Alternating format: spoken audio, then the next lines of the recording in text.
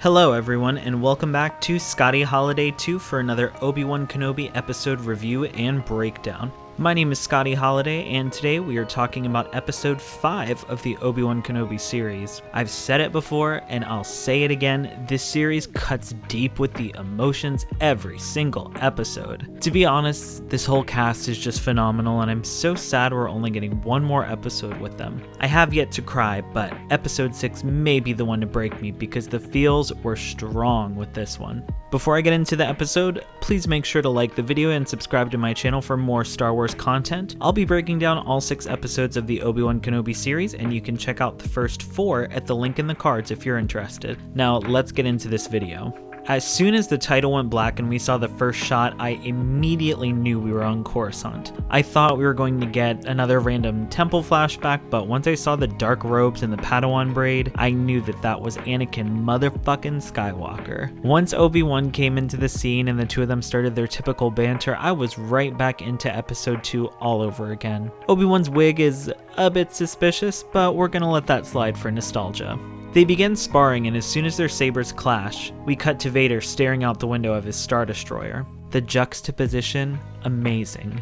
I feel like I can feel the rage radiating from him as he stares into the stars. Reva arrives on the bridge and immediately thanks him for inviting her. I was like, wow, look at her being invited to Darth Vader's ship, fancy. And then Vader is just like, cut the bullshit, Reva, where's Kenobi? She tells him that Kenobi is arriving on Jabiim, and in response he grants her the title of Grand Inquisitor. Something about this felt really unceremonious, probably because Vader knows that the Grand Inquisitor is alive, but we'll get to that later on. We see Roken's transport arrive on Jabiim and get our first look at the planet's surface as they fly in. I think it looks pretty consistent with what we know of Jabiim from Legends. Stormy, muddy, not the kind of place you'd want to be, at least not on the planet's surface. Amongst the crowd waiting for them, we see my boy Ned B and someone I didn't expect, Haja Estri. Even Obi-Wan is like, what the hell are you doing here? We learn that after his fight with the scary Lady Inquisitor, he's wanted by the Empire. After this, Obi-Wan tells Roken he needs to get Leia back to Alderaan, and Roken says once he gets the others out, he'll do whatever Obi-Wan wants. It's pretty much confirmed that these other people are families with Force sensitives on the run from the Empire, and Obi-Wan tells Roken he'll do whatever he can to help. Catching back up with Vader, we see him staring out the window of his ship as it travels through hyperspace on the way to Jabiim. This image, plus the overwhelming calm and dread, really took me back to Season 7 of the Clone Wars when Ahsoka was on her way back from Mandalore, right before Order 66 is activated. In both scenes, we the audience know of the impending doom before our heroes, and the anxiety is real. Back on Jabiim, Obi-Wan looks over some carvings on the wall of the hangar like the ones in the safe house on Mapuzo. One of the carvings, he reads, says, "The light will fade, but is never forgotten." I considered translating some of the others, but I figured I would leave that to the professionals. Nearby, Obi-Wan comes across a crate of lightsabers and another with robes inside. He picks up one of the lightsabers and holds it for a moment before putting it back and takes one of the robes for himself. Like I said in my episode 4 breakdown, I think this is just another visual showing him becoming the Obi-Wan Kenobi we know and love again. Bad Lola sneaks off into the vents and shorts out the power to the hangar door, causing it to close, and Roken informs the group that an Imperial Star Destroyer has just arrived above the planet. Obi-Wan informs the group that it's Vader and that he will soon attack. Roken asks Obi-Wan how he knows, and we get another flashback to Obi-Wan and Anakin sparring at the Jedi Temple. Obi-Wan tells Anakin that he's too aggressive and that a Jedi's goal is to defend life, not take it. Anakin responds to this saying, "Mercy doesn't defeat an enemy, which is why you're going to lose." Obi-Wan knows Anakin so well at this point and knows exactly how he will carry out his attack in the present. As their sabers clash again, we cut back to Vader staring out at Jabiim as he gives the command to launch the attack. As the crowd in the hangar begins to panic, Obi-Wan rallies them with hope and a plan to hold off the Empire to buy them some time. He asks Roken how long he needs to override the hangar door. Roken says 3 or 4 hours, and Obi-Wan says, "You have 1." He continues to go over the plan to the crowd, and this really reminded me of the sassy General Kenobi from the Clone Wars that I've so sorely missed. It really makes sense now why Roken first referred to him as General in episode 4. Seeing Obi-Wan really become a leader again and rally the people really made me smile as well. As they secure the base, Reva and her troops make their way to the planet's surface, and my adrenaline started pumping at this point. As the stormtroopers and purge troopers set up outside the gate, Reva makes her way to the front lines. She gives the order and they begin firing at the entrance. You can really hear the rage in Reva's voice as she screams, "Fire!" and "Light 'em up!" I love the ferocity Moses Ingram brings to the character and how it's seen throughout the series so far.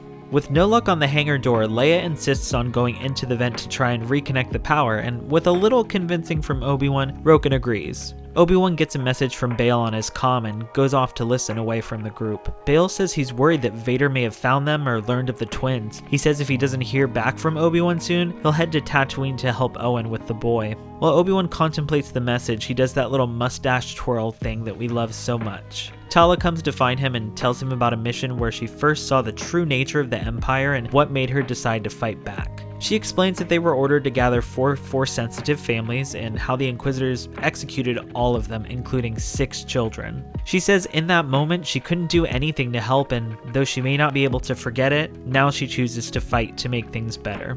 At this point, the Imperial troops are getting close to breaking down the door, so to buy some time, Obi-Wan asks to speak to Reva directly. She knows exactly what he's trying to do and calls him out on it. While they go back and forth between the door, he asks her how she knows that Darth Vader is Anakin. As he continues to question her, he realizes that she was a youngling at the Jedi Temple the night Anakin carried out Order 66. Reva orders him to stop, but Obi-Wan continues until she yells, "Enough." He knows he's getting into her head, and we can clearly see by how upset and uncomfortable she looks. We get a flashback of Reva at the temple as she watches Anakin and 2 501st clones come into the room. She tells Obi-Wan that she thought Anakin was there to help, and the only reason she survived that night was by playing dead with the other bodies. At this point, Obi-Wan realizes she isn't actually serving Vader, but instead hunting him for revenge. He offers to help her, saying they want the same thing, but she blames Obi-Wan, saying that Anakin was his Padawan and asked why he didn't stop him or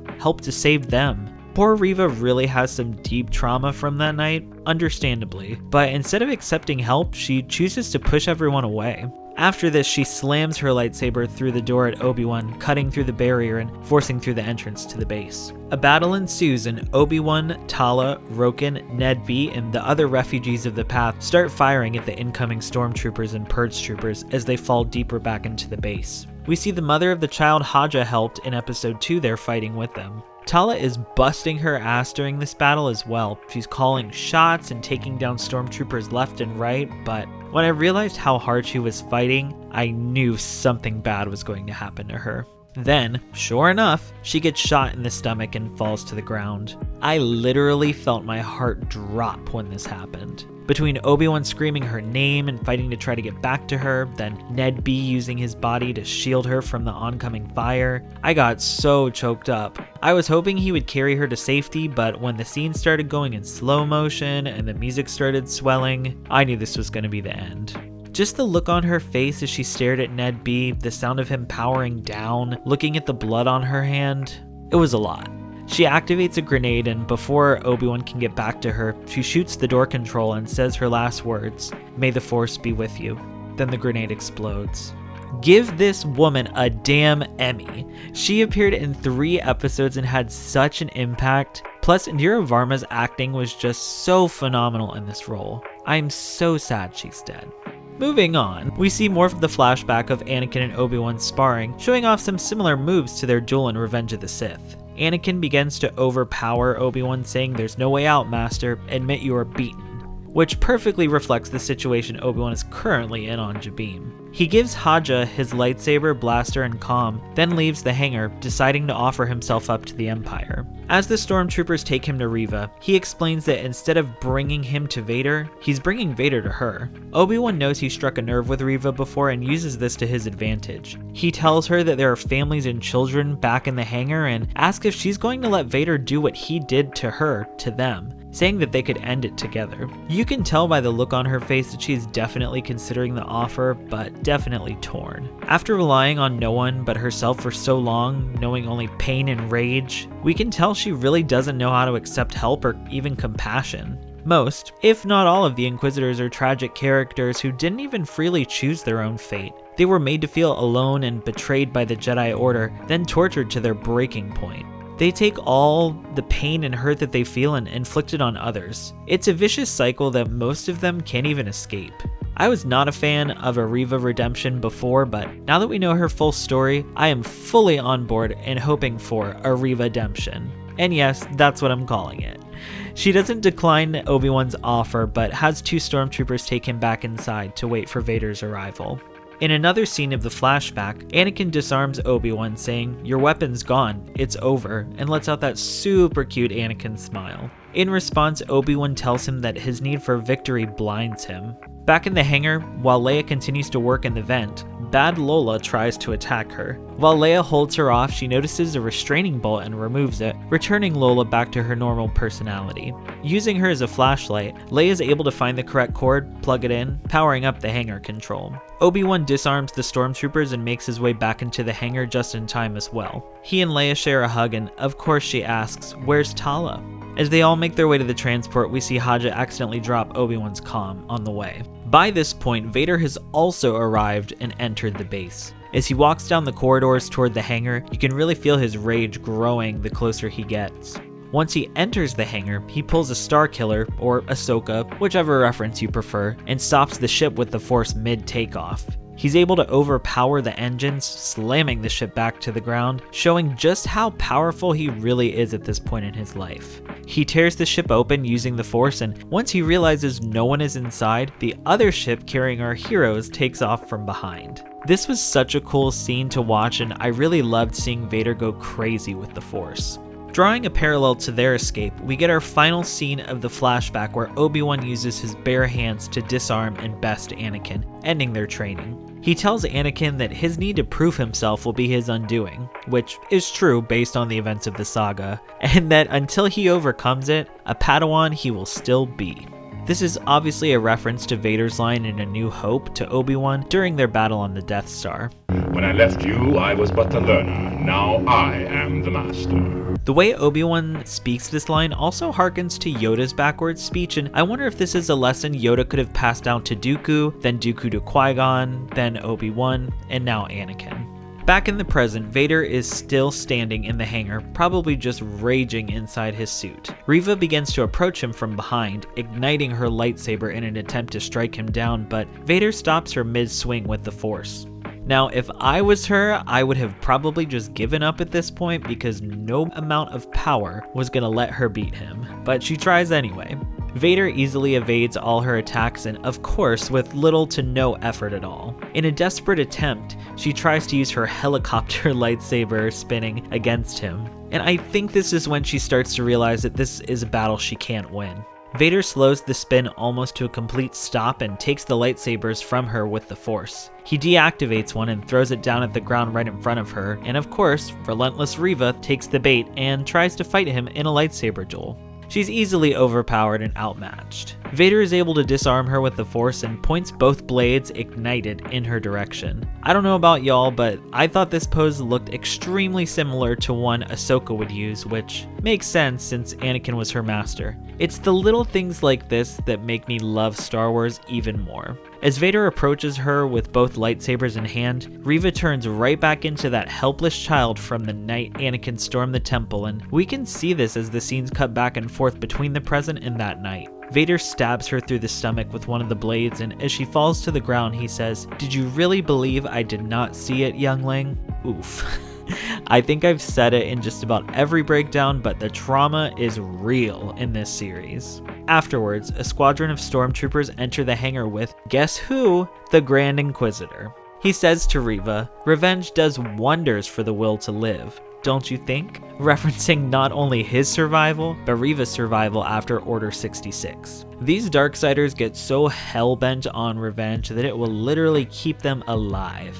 I think it's also a cheeky reference to Maul's return in the Clone Wars and Palpatine's return in The Rise of Skywalker. Needless to say, they leave Reva there to die. In the final scenes, we catch up with Obi-Wan and Leia on Roken's transport as he comes to tell Obi-Wan the hyperdrive is down. Reva crawls toward her lightsaber and in the process notices Obi-Wan's comm on the ground in front of her. She's able to get it to play back Bail's message, and though it's distorted, she can make out just enough of it to know that there is more importance to Obi-Wan's mission than it seems. From the playback of the message, she can probably figure out that there is some reason Bail and Obi-Wan are trying to hide the children from Vader. He mentions Owen and the boy on Tatooine, and we know from episode 1, Reva definitely knows who Owen is. Back on the ship, we can tell Obi-Wan can sense the danger for Luke and Leia, though I'm not sure if he knows exactly why.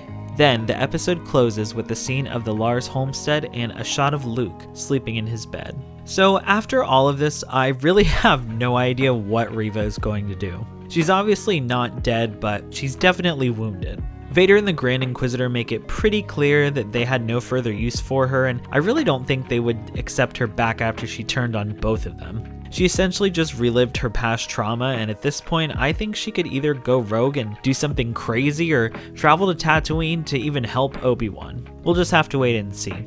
This episode was a wild ride of emotions from start to finish. It was so amazing to see the flashbacks of Obi-Wan and Anakin training on Coruscant and how that lesson drew a parallel to the events in the episode. I really hope we get more flashbacks in the final episode as well. This has been such an amazing series, and I cannot believe we only have one episode left, but I already know it's going to be amazing. What do you think Reva will do next? Will we get our Reva Redemption, or will she do something totally unexpected? Do you think we're going to get more flashbacks in the finale? Let me know in the comments below, or hit me up on Twitter so we can chat about it. Please like the video and consider subscribing to my channel for more Star Wars content. To keep up with my latest updates, follow me on Twitter and Instagram. I've put the links in the description below. Thank you as always for watching, and may the Force be with you.